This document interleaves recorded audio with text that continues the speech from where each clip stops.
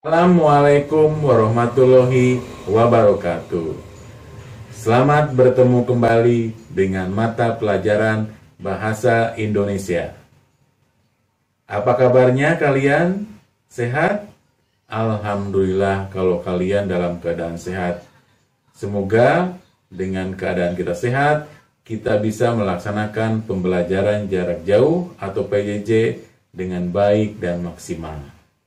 Hari ini kita akan membahas tentang teks prosedur. Minggu yang lalu kita sudah mencoba mengidentifikasi dan menyimpulkan teks prosedur. Nah, untuk itu kita lihat tayangan berikut ini. Untuk pembelajaran hari ini, kompetensi dasar yang akan kita bahas yaitu 3.6, menelaah struktur dan aspek kebahasaan teks prosedur, tentang cara melakukan sesuatu, cara menggunakan, dan cara membuat dari berbagai sumber yang dibaca dan didengar. 4.6, menyajikan data rangkaian kegiatan ke dalam bentuk teks prosedur dengan memperhatikan struktur, unsur kebahasaan, dan isi secara lisan dan tulis. Nah, itulah kompetensi dasar yang akan kita bahas hari ini. Sebuah teks prosedur, kalau kita lihat dari strukturnya, meliputi tujuan, alat-alat dan bahan, langkah-langkah, dan penutup. Nah, untuk lebih jelasnya, Bapak akan sajikan contoh teks prosedur berikut ini. Struktur teks prosedur. Yang pertama, tujuan. Tujuan pada teks prosedur adalah pengantar umum sebagai penanda apa yang akan dibuat atau dilakukan dan motivasi dalam melakukannya. Yang kedua, bahan dan alat berisi mengenai rincian bahan dan alat yang digunakan dengan ukuran yang akurat. Yang ketiga, langkah-langkah berisi langkah melakukan sesuatu dengan urutan secara bertahap.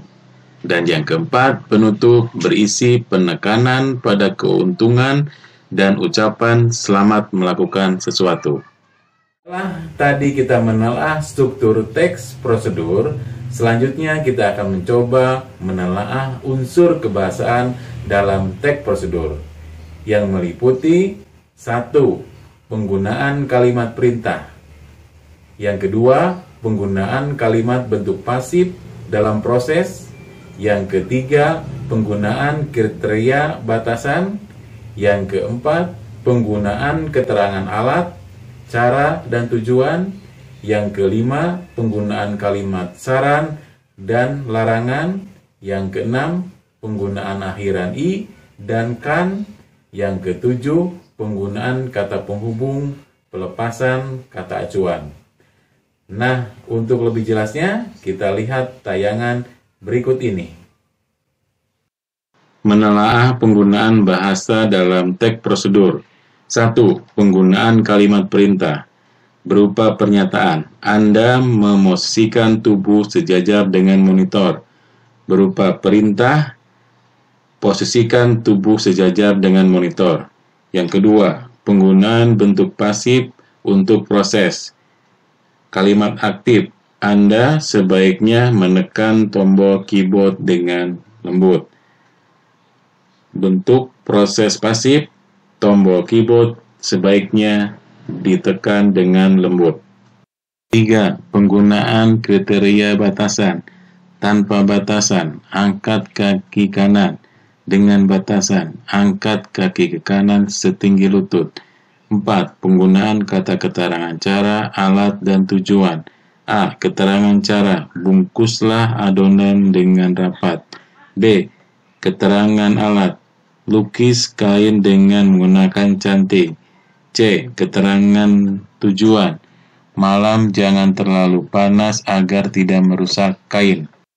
5. Menggunakan kalimat saran larangan. Contoh, ingat jangan lakukan gerakan secara cepat. Jika terlalu keras, Anda menggerakkan leher, otot leher akan rusak. 6. Menggunakan kata penghubung, pelesapan, kata acuan. B. Aduk terus dalam kurung tepung dan santan yang dimasak, kurung tutup, hingga mengental dan berwarna kecoklatan, yang dalam kurung bisa dihilangkan karena sudah diungkapkan di awal. 7. Menggunakan akhiran i dan akhiran kan. Contoh, lumuri loyang dengan mentega. Lumurkan mentega pada loyang. Akhiran i untuk objek dalam kalimat tidak bergerak, sedangkan akhiran kan dipakai jika objek bergerak. Setelah kalian mengetahui dan memahami struktur dan aspek kebahasaan sebuah teks prosedur, selanjutnya mungkin dalam pikiran kalian akan bertanya, bagaimana cara menulisnya?